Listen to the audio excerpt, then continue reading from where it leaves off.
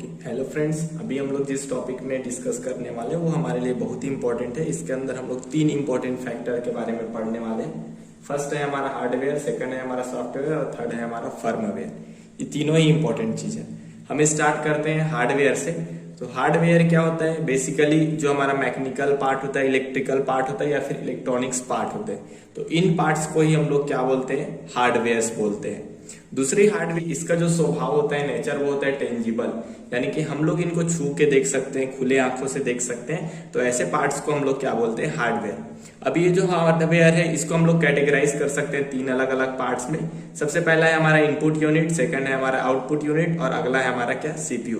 तो input unit के part में वो चीजें आती हैं जैसे जिनके माध्यम से हम अपने कंप्यूटर सिस्टम में डेटा या फिर इंस्ट्रक्शंस है वो देते हैं। क्या क्या? डेटा या फिर इंस्ट्रक्शन, जिनके माध्यम से हम अपने कंप्यूटर सिस्टम में देते हैं उन डिवाइसेस को हम लोग या फिर उन यूनिट को बोलते हैं इनपुट यूनिट। फॉर एग्जांपल जैसे माउस है, हमारा कीबोर्ड है, माइक है, तो इन सभी चीजों को हम लोग बोलेंगे इनपुट डिवाइसेस या फिर इनपुट हार्डवेयर। अगला चीज है आउटपुट, यानी कि जिसके माध्यम से हम अपने रिजल्ट को डिस्प्ले करा पाते हैं, उसके लिए हम लोग जिन यूनिट का इस्तेमाल करते हैं वो हमारी कहलाती है आउटपुट यूनिट।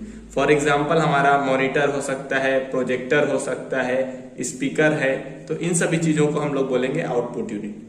एट लास्ट ये हमारा जो हार्डवेयर का यानी कि हार्डवेयर के एक इंपॉर्टेंट पार्ट है सीपीयू, जो कि एक फिजिकली डिवाइसेस है जिसके अंदर हमारे मेमोरीज होते हैं। तो ये हमारा एक तरीके का हार्डवेयर है। अब इसके बाद जो अगला इंपॉर्टेंट चीज है वो है क्या? सॉफ्टवेयर। तो बेसिकली ये हमारा जो सॉफ्टवेयर है वो सेट्स ऑफ प्रोग्राम होते हैं, यानी कि प्रोग्रामों का समूह है जो कि किसी टास्क को परफॉर्म करने के लिए डिजाइन है वो किया जाता है हमारे सॉफ्टवेयर को।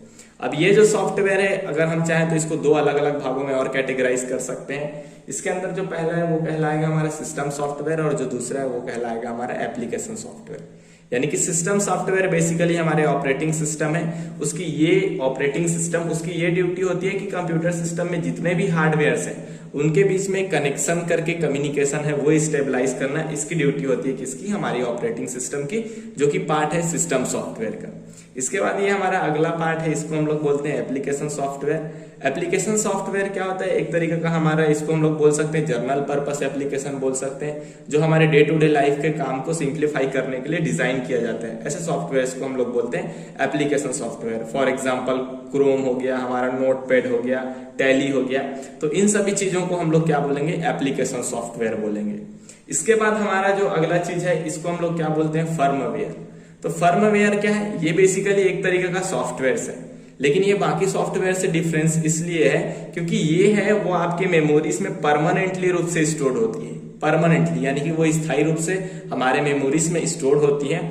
इसके कुछ प्रकार हैं, जैसे रोम है, प्रोम है, डबल ई प्रोम है, डबल ई प्रोम हो गया, बायोस, पोस्ट, ये सभी हैं वो एग्जांपल्स हैं किसके? फर्मवेयर के।